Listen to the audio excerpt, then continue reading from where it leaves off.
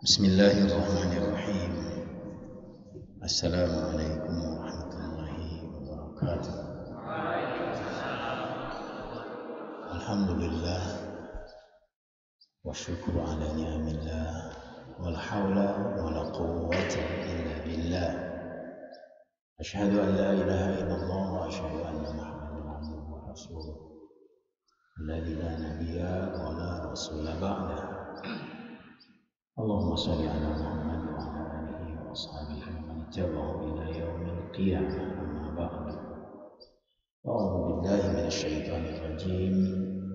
Ya ayyuhalladzina amanu taqullaha haqqa tuqatih wa la tamutunna illa wa antum muslimun. Wahai orang beriman, bertakwalah kepada Allah dengan sesungguhnya dan janganlah kalian mati kecuali dalam keadaan Islam. Qala aidan innama bu'ithu liutammima makarimal akhlaq. Rasulullah bersabda, tidaklah aku diutus kecuali untuk menyempurnakan akhlak. Anak-anakku sekalian, di pagi yang cerah ini kita panjatkan puji syukur kepadanya atas segala limpahan rahmatnya yang luar biasa, karunia-Nya, kesehatan, keimanan, kekuatan, sehingga kita masih terus bisa melakukan proses kehidupan yang lebih baik, bukan hanya sekedar new normal, tapi lebih baik. Maka pastikan hari-harimu kamu melangkah menuju Allah dengan persiapan amal terbaikmu, begitu. Dan itu yang harus kalian diingat selalu. Salawat dan salam teruntuk Nabi kita Muhammad SAW, keluarganya, para sahabat, tabi'in kita yang setia sampai akhir zaman, insyaallah. Anak-anakku sekalian, di dalam kehidupan yang senantiasa sering bergaul, bersendaguro dengan sesama kita, begitu juga dengan Allah, senantiasa kita sering bertemu, audiensi kepada Allah, menghadap Allah. Yang berikutnya juga antar kita dengan binatang, terus kemudian juga dengan alam secara umum, tumbuh-tumbuhan dan sebagainya lah begitu. Dan tentu di sana ada etika, ada adab, ada akhlak yang harus kita pegang. Tidak hanya sekadar berhubungan tanpa ada nilai, tanpa ada kekuatan dari kita sebagai pancaran iman yang melahirkan adab, etika, akhlak. Karena sepandai apapun orang, sehebat apapun orang, setinggi apapun orang jabatannya, tidak punya akhlak, tidak punya adab, maka nol besar.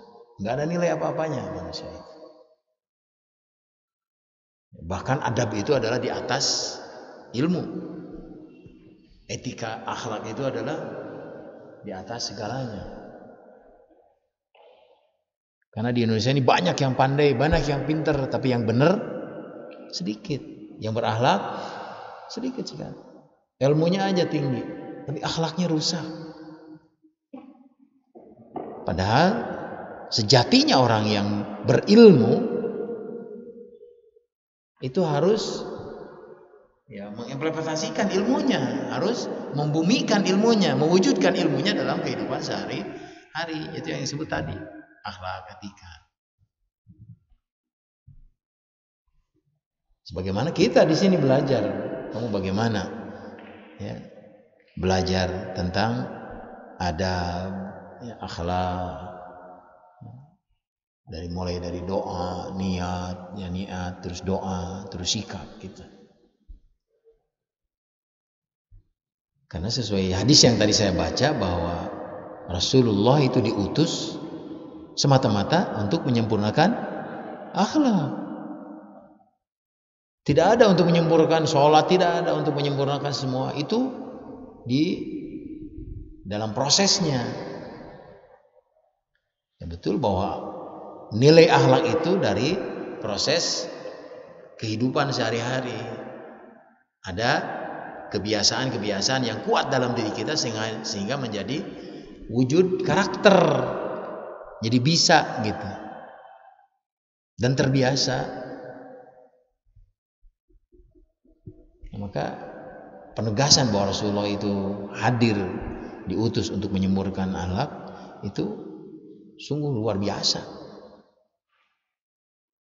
Karena memang manusia ini akan dinilai sejauh mana dia punya akhlak baik. Dan itu pula yang menyebabkan banyak orang masuk surga. Seorang sahabat dari Al-Ansar datang kepada Rasulullah. Ya Rasulullah, apa yang banyak menyebabkan banyak orang masuk surga? Aktsaru ma yudkhiluhun nas ila jannah. Apa yang paling banyak menyebabkan orang bisa masuk surga? Kata Rasulullah, ahsanuhum khuluqa. Baik akhlaknya. Mereka yang baik akhlaknya. Berbanding lurus ketika juga dia bertanya lagi, apa yang menyebabkan orang banyak masuk neraka? Ya, tentunya keburukan akhlak.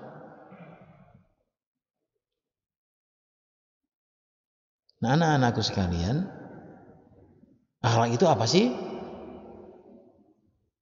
Ada yang mengatakan akhlak itu adab, etika, ya, sopan santun. Iya.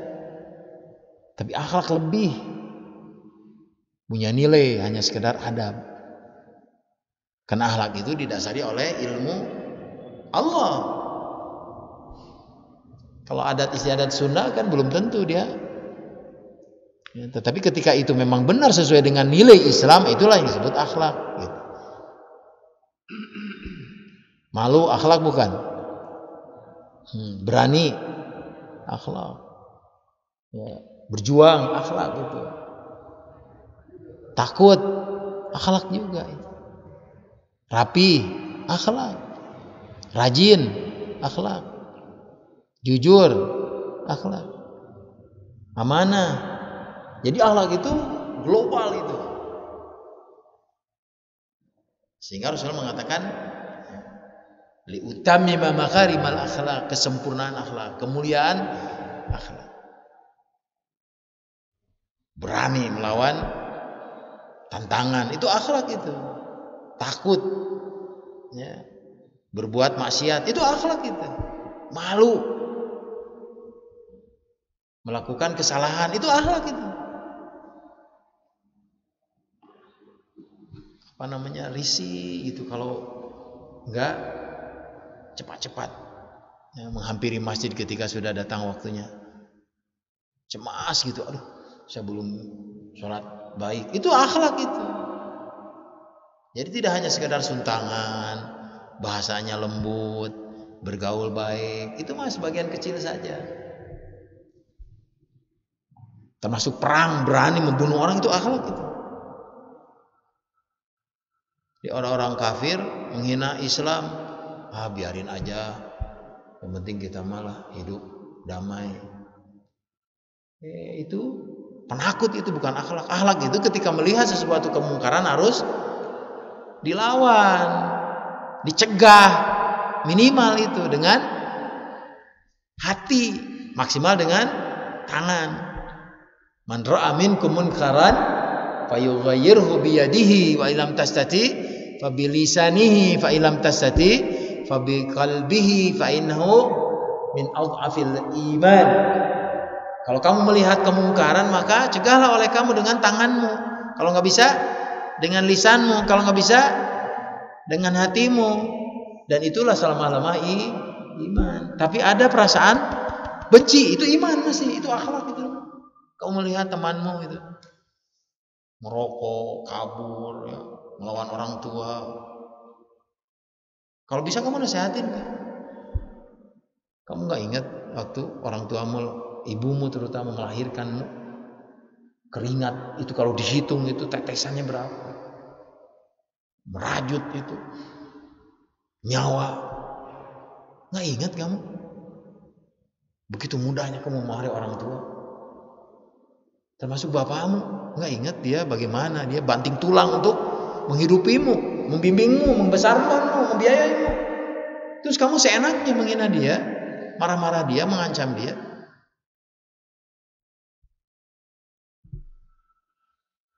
Ya, Pak beliin dong Pak motor Pak. Nah, cuman 20 juta. Cuman. Emang enak? Hah? Orang tua dibuat oleh kamu cemas. Ngancam kalau nggak dibeliin motor, saya nggak mau sekolah. Mau jadi perampok. Gitu. Bagus, memang harus begitu. Hidup tuh harus dipilih. Aku bunuh kamu. Bunuh saya sekalian. Biar kepalang kamu neraka gitu. Jangankan mengancam, bilang saja. Dalam Al-Quran jelas, wala taqul lahum uff. Jangan bilang saja, sudah dosa besar itu. Sampai kebaikan orang tua, anak yang berbuat baik kepada orang tua didokumentasikan dalam hadis. Ada 3 pemuda yang masuk gua, tidak ada yang bisa membukanya kecuali itu tadi. Dia ingat amal-amal terbaik dia kepada siapapun. Nah, salah satu di antara tadi itu, dia selalu khidmat kepada orang tua. Nah, dia di tukang susu, ketika dia ada susunya belum dijual, dikasihin kepada orang tuanya. Selalu dia ingat. Terbalas? Enggak. Sampai ada sahabat, dengerin sini, Arya. Sampai ada seorang sahabat, dari mulai kecil dia manggul domba anaknya. Tiap hari itu, semakin besar dombanya yang besar. Semakin besar dia panggul kerbau. Semakin besar kepanggul onta. Orang kan disebutnya gila. Ini orang gila kali. Tiap hari sampai sudah besar badannya gitu. Ketika ditanya, ente kenapa begitu? Tahu-tahu dia apa? Saya sudah janji nadar dalam diri saya. Saya mau pangku ibu saya menuju Makkah dengan perjalanan 2 bulan. Aku akan pangku dia. Tidak boleh kakinya menyentuh tanah. Sampai dia bertanya, ya Rasulullah, apakah aku bisa membalas kebaikan orang tua? Belum, biarpun kamu 7 balik itu, 7 balik kamu antar dia ke Mekah berhaji dengan tidak akan terbalas. Bayangkan. Kenapa? Saking sejajarnya antara kemuliaan Allah dengan orang tua. Orang memuliakan Allah hebat, tapi kepada orang tua jelek, tidak ada apa-apa bagian. Tapi dia membahagiakan orang tua, memuliakannya, khidmat kepadanya. Tapi ibadahnya jelek, yakin dia masuk surga. Karena ridho Allah ada, ridho orang tua.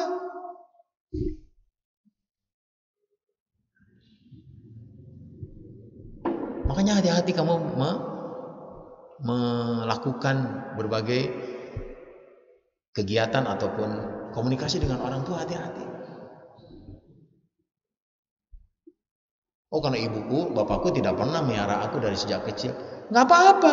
Kalau kamu sampai saat ini masih hidup, masih mulia, masih sekolah, tetap siapapun dia harus muliakan. Nabi Ibrahim saja kepada ayahnya menghargai, padahal dia kafir.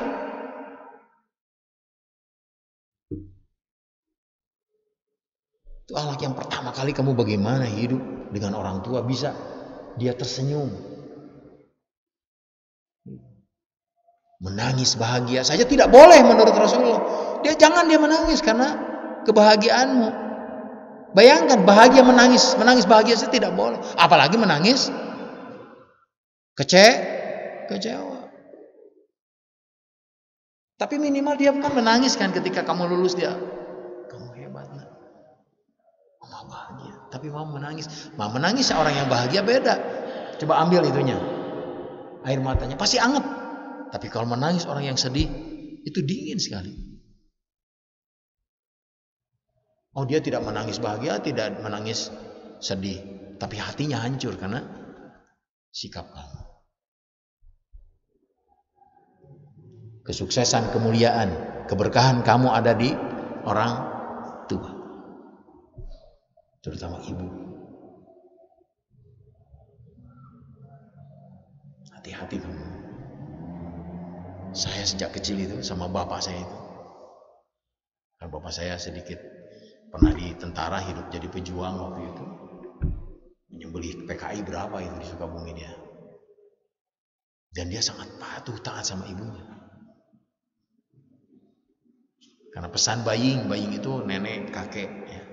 Jadi bapak kakek, dia bilang, Wen, hidup kemana aja, hidup sekaya apapun, titelmu tinggi, kemuliaan, kamu dihormati orang-orang, tapi kamu kecewakan orang tua satu kali, hancur semuanya. Nanti yang akan balas anakmu, begitu. Ketika kamu mengecewakan orang tua. Dan saya ingat sampai sekarang itu. Muliakan ibu. Minta apapun, kamu kasih semampu kamu. Hindari mengatakan tidak. Hindari mengatakan enggak ada. Hindari kamu membalasnya dengan kata-kata yang tidak. Dan saya rasakan sekarang ini.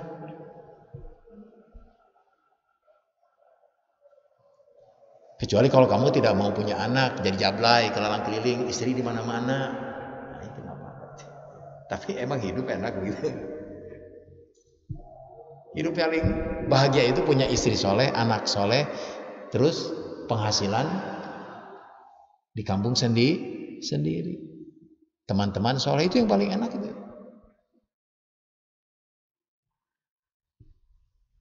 Maka tentukan oleh kamu sekarang, kamu mau jadi apa? Mau jadi bapak yang nanti melahirkan anak-anak jahanam, dibalas nanti.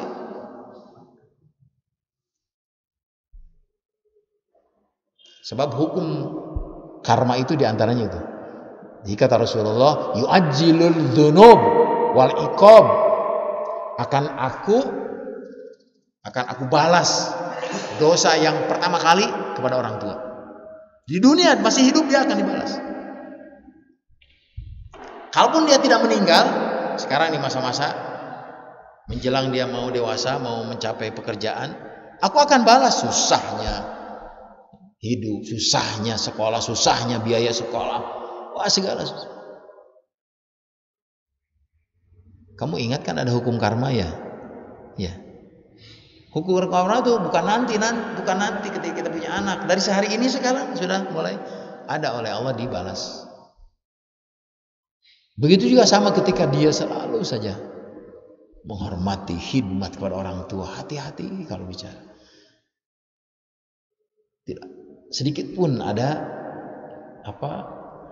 niat menyinggung dia gitu ya. Jaga. Itu luar biasa itu. Allah bukakan itu kemudahan. Bagi orang tuanya juga Allah bukakan kemuliaan, Allah bukakan keberkahan gitu. Dia tidak pinter, dia tidak kaya, tapi kenapa setiap mau melakukan sesuatu senantiasa Allah bukakan, Allah mudahkan begitu.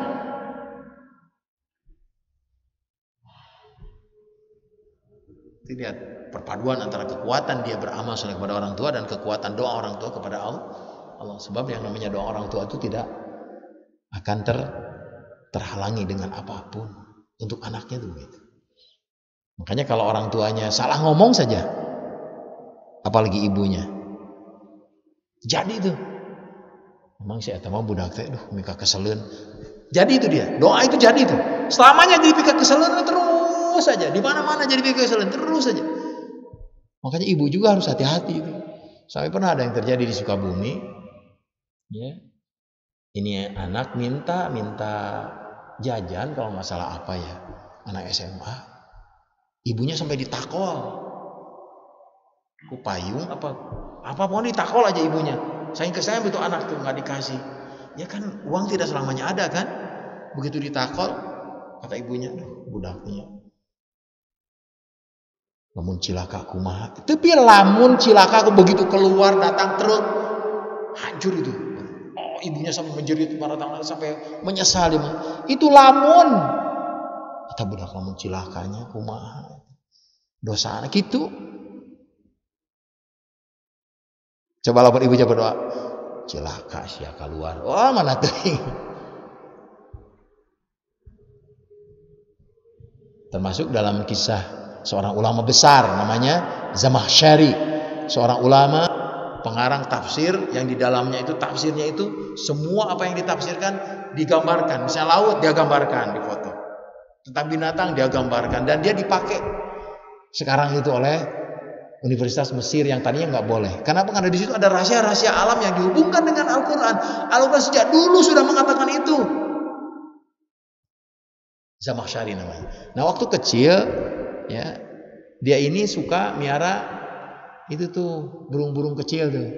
Satu saat ketika ibunya manggil, Zamakhsyari lagi ngapain di depan rumah sampai enggak mau dipanggil itu diam aja. Begitu dilihat, ya Allah, dia lagi matah-matahin burung. Apa ininya bulunya dicabutin gitu. Ya kakinya dipatahin karena anak kecil. Ya umur SD barangkali seperti itu, 7-6 tahun. Ya. Bulunya dicepotin gitu. Sampai kakinya dipatahin gitu. Dia biasa aja kan, tidak pernah merasa begitu. Ya Allah, anakku, bagaimana seandainya kalau kamu seperti itu? Bagaimana nak? Udah tinggal. Ketika dia berangkat sekolah, ya pada saat dia umur 12 tahun, naik kuda, dulu naik kuda. Di tengah jalan mau pulang, kudanya terjebak ke jurang, dan anak ini terjadi patah kakinya dua-duanya. Tangannya masih utuh, patah kakinya. Ketika ibunya mendengar anaknya begitu, gitu ya, itu udah lama itu.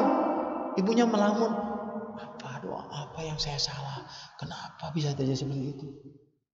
Ada apa anakku sampai bisa patah? Akhirnya dimutasi, nggak bisa dibetulkan, nggak bisa. Dimutasi, dibuntungkan, hilang dua kakinya itu. Sama ibunya menangis, ada apa? Ya Allah, aku perasaan tidak pernah. Baru ingat dia, oh ya Allah, kan saya tidak mengatakan ya Allah, ya, balas enggak kan? Hanya di mata, ya anakku, seandainya kamu begitu, bayangkan, seandainya kamu begitu gimana perasaanmu? Dan terjadilah di saat dia sudah lulus, ya. Kalau kita SD lah, hanya dia minta kepada ya Allah, saya terima ya Allah, ini kesalahanku ya Allah, bahwa saya mohon juga kepadamu, bimbing dia ya Rabb jadi ulama besar. Akhirnya dia pergi oleh ibunya, diantar kepada ulama besar, sampai ibunya bilang, jangan pulang nak ya, sebelum kamu jadi ulama, hafalkan Quran, hafalkan. Nah itulah, jadilah dia Zamakhsyari. Kamu lihat di dalam YouTube Zamakhsyari, kisahnya sebelum jadi ulama bagaimana. Gitu. Bayangkan, seandainya saja mengatakan begitu saja sudah tidak boleh.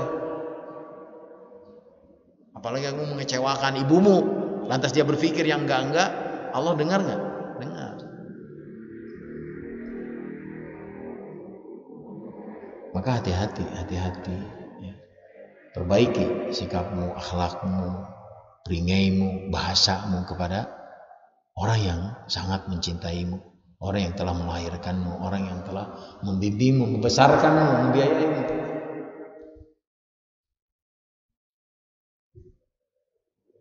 Nah, itu akhlak yang paling utama setelah kepada Allah, kepada orang tua.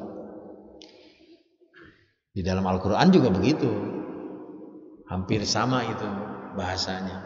Wa qada rabbuka alla ta'budu illa iyyah wa bil walidaini ihsana. Lihat, ketika Allah sudah mengatakan tidak ada yang kamu ibadah kecuali aku, lantas kepada orang tuamu lah kamu harus berbakti. Lihat, seolah-olah sejajar, begitu maksudnya. Kepada Allah dan kepada orang tua hampir sama kualitasnya. Terlepas orang tua kamu begitu begini, nggak ada urusan sama kamu. Urusan kamu adalah bagaimana kamu mempersiapkan diri menjadi manusia yang berbakti kepada orang tua. Suatu saat kamu akan menjadi orang tua dan itu akan hadir di hadapanmu. Ketika kamu pernah baik kepada orang tua, pernah tidak baik kepada orang tua, dan itu balasannya akan hadir, akan ada.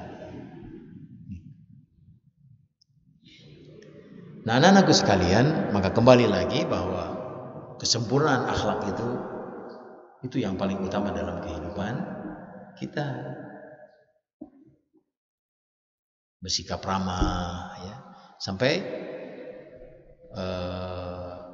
ada beberapa imam yang ditanya, ma husnul khuluq? Apa sih husnul khuluq itu apa sih? Tadi kan orang yang banyak masuk surga itu ahsanuhum khuluqa. Sebaik-baik akhlak mereka. Begitu. Ditanya kembali, apa itu husnul khuluq? Ma husnul khuluq? Apa sih husnul khuluq? Apa sih akhlak yang baik itu? Berarti ada dasarnya, ada pokok-pokok akhlak yang mulia. Yang pertama husnul khuluqi wa al-karam. Karam itu ramah, lembut, akrab, karam itu.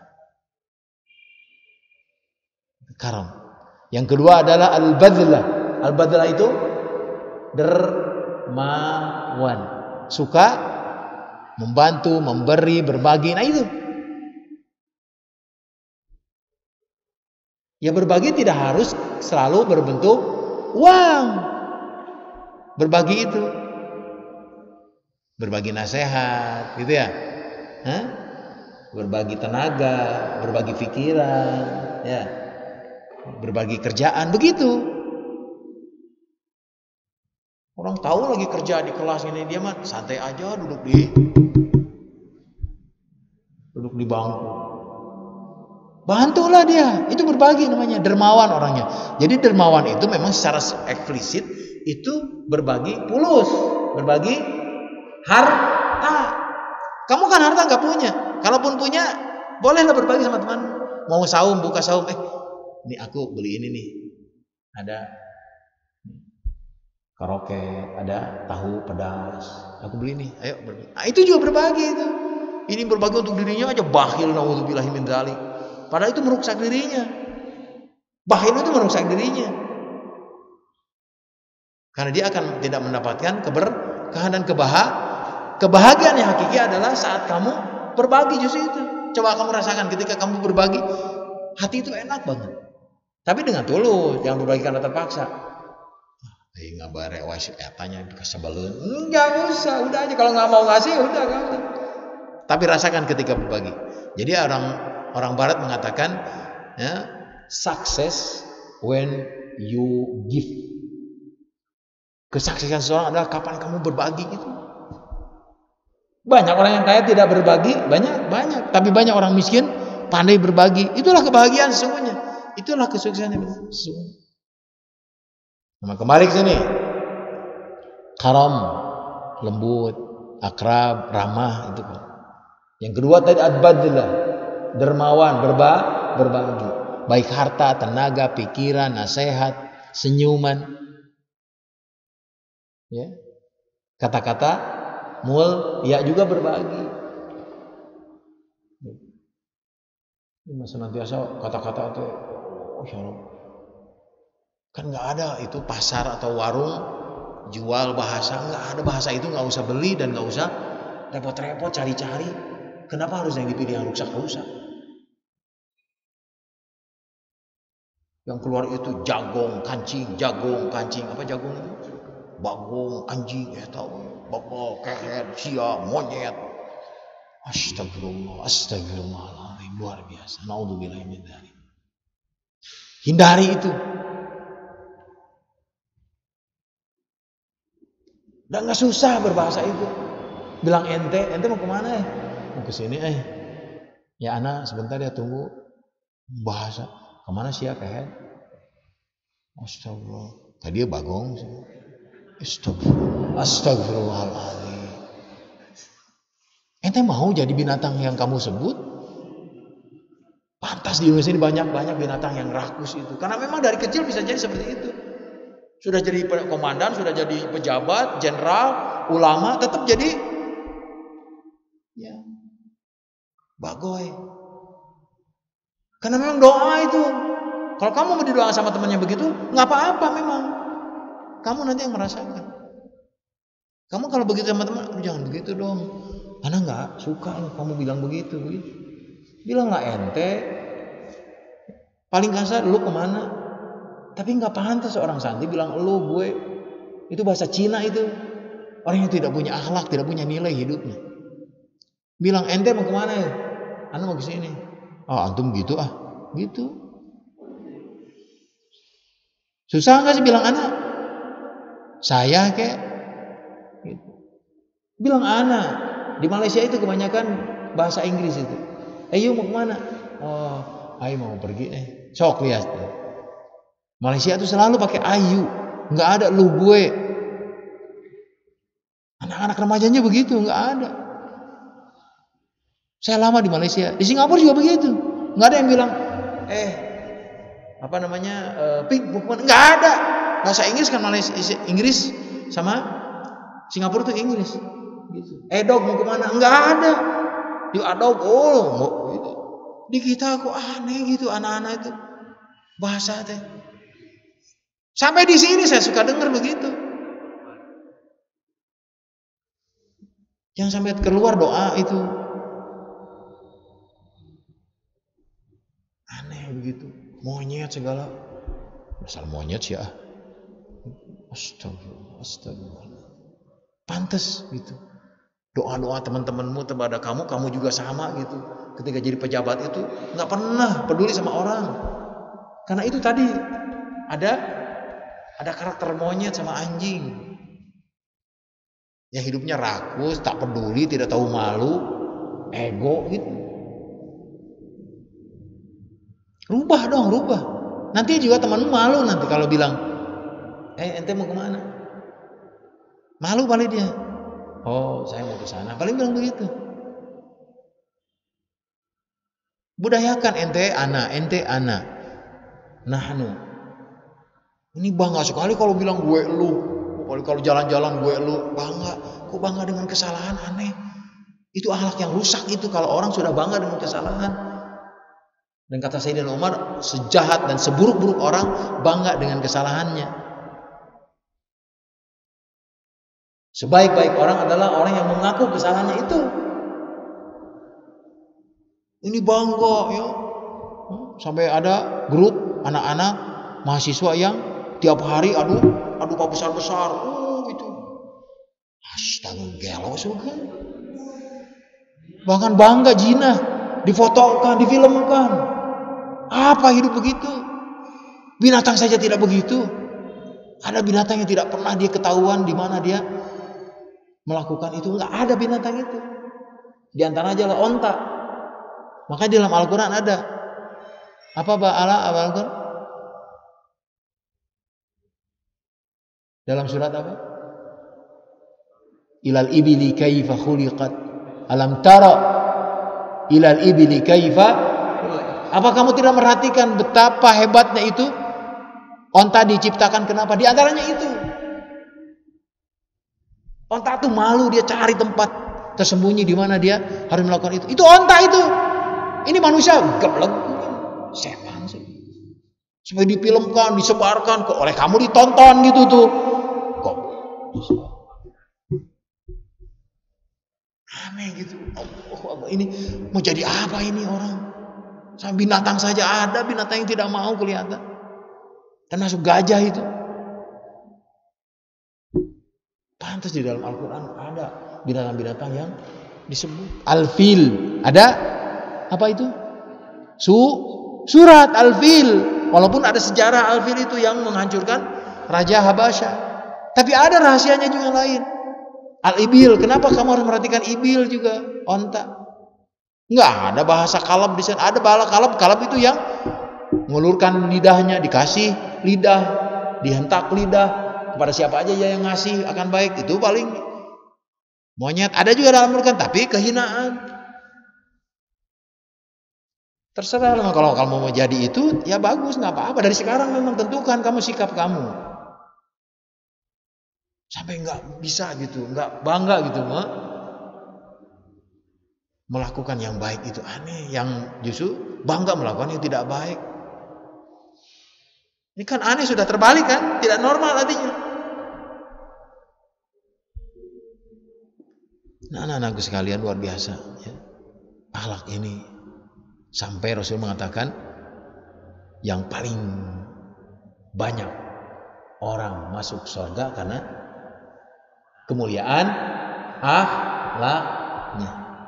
Dan begitu ya berbalik, orang paling banyak masuk neraka karena keburukan akhlaknya. Ditekankan oleh Rasulullah lagi bahwa yang paling banyak masuk neraka adalah penyebabnya lidah dan dua atau daging di antara dua paha. Itu yang suka kamu main-main kan itu. Cokbun, astagfir. Iya. Dengerin tuh. Orang yang paling banyak masuk neraka diakibatkan oleh lisan dan farj, kemaluan. Hati-hati. Karena lisan tidak bertulang sehingga ngomong seenaknya, menyakiti orang, fitnah orang, gibah orang, marah sama orang. Persis juga seperti orang yang memarahi kiai. Dikiranya tidak dihisab. Maka kenapa di dalam Al-Quran ada mayal fidhu min qaulin, tidak ada satu kata pun yang keluar dari mulutmu kecuali dicatat oleh Raqib Atid. Berarti lisan. Maka pergunakan lisan itu untuk memuliakan kamu, memuliakan orang lain. Kalaupun tidak lisan, kamu kan ini juga berbentuk lisan, ini wakil dari lisanmu. Ketika kamu mengatakan kepada orang itu, "Mah sehat, mah segar, mah sukses, mah bahagia," gitu. Kau segalanya mah, itu kan hebat. Ini bukan mah. Besok kalau siapkan uang mah ya, kalau enggak gua bunuh loh. Mah besok sebabkan motor mah, kalau enggak nah, terserah aku mau jadi. Ya terserah kata mamanya, itu mau jadi apa sekalian aja dari sekarang. Gila kek. Kok aneh orang tua yang melahirkan, orang tua yang banting tulang berpikir untuk kebahagiaanmu kok. Apa susahnya kepada orang tua? Mah sehat ya mah. Doaku selalu menyertai mama. Allah melindungi mama, memudahkan rezeki. Maafkan aku mah, I love you. Begitu bahasa teh, susah. Kalau kepada perempuan, pacar, I love you love me, nah bagus banget tuh. Kalau segalanya, kalau yang tercantik di dunia, hidup tanpa kamu aku mati. Sekalian nyanyi itu nyanyi ya. Aku takut kehilangan cintamu. Emang menjamin? Lepok tuh cinta katanya begitu ya. Cintai orang tuamu, cintai Allah, cintai Rasul, cintai orang sahabat-sahabat solehmu.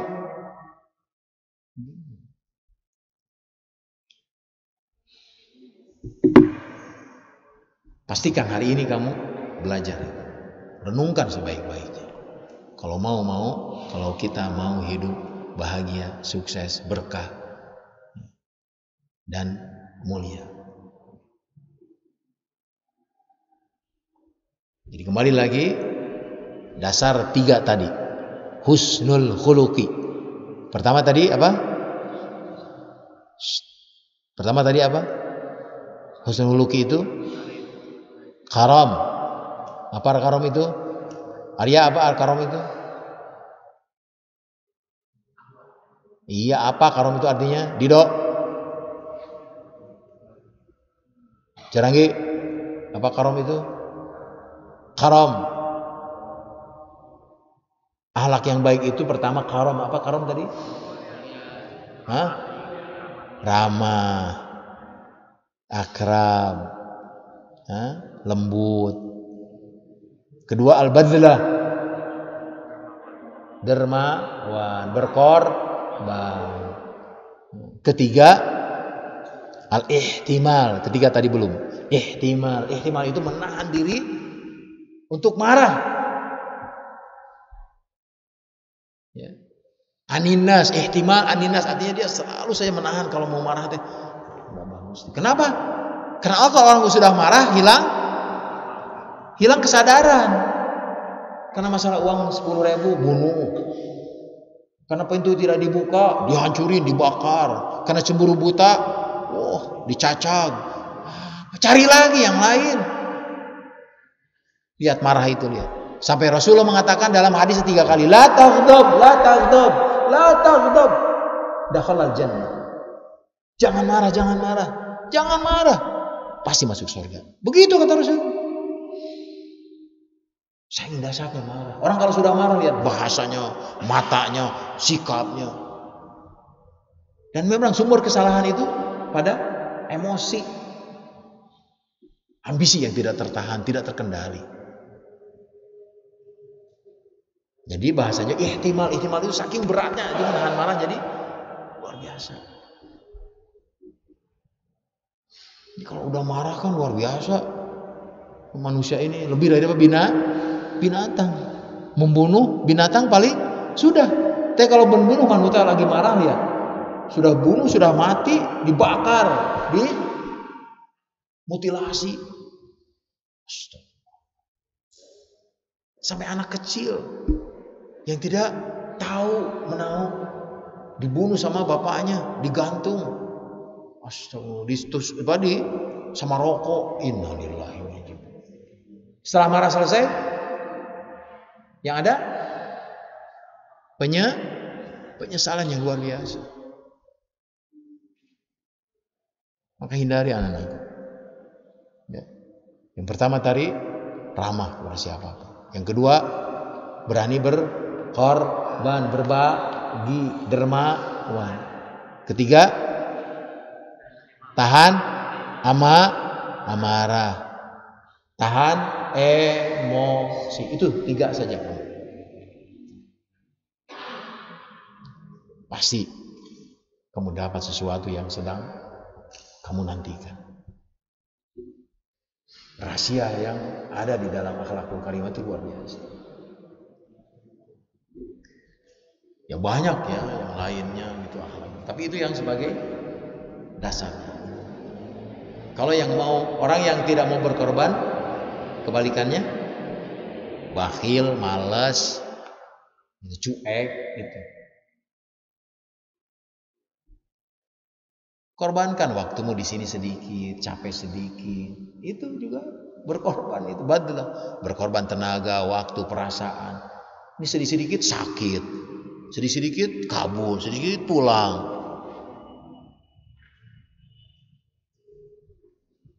Lawan dong. Bukan nggak boleh pulang, bukan nggak boleh sakit. Hanya sebulan sekali sakit terus-terusan sampai per minggu. Minggu ini sembuh, besok sakit. Ngapain hidup begitu? Kecuali kalau kamu memang mau jadi penyakitan. Masih muda kamu tuh, masih fresh. Otak, tenaga, fisik. Lawan dong. Kecuali kalau sakit beneran kamu itu.